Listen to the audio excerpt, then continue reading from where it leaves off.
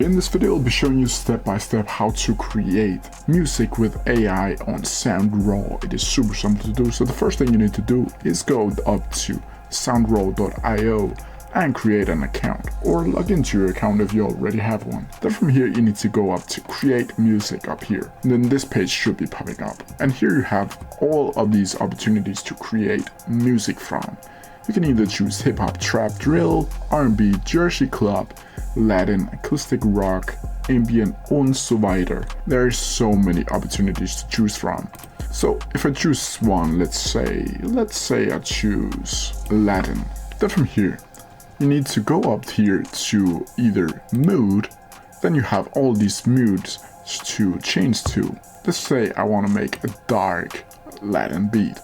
And a theme should be one of these. You can either choose corporate, photography, horror, thriller, or any one like these. Then you can also set the length if you want to do that. This is up to, so some beats can be under 3 minutes, even though you have 3 minutes set as length. So just keep that in mind. Then you have the tempo. You can either choose slow, which is under 100 BPM, normal, which is 100 to 130 BPM, and fast, which is over 130 BPM. Then you can also change the instruments, like here. And if you want to say, let's say I don't want any synth in my beats, then from here, Soundraw is gonna create new beats that without a synth. And if I click one of these beats, I can listen to them. And if we do that,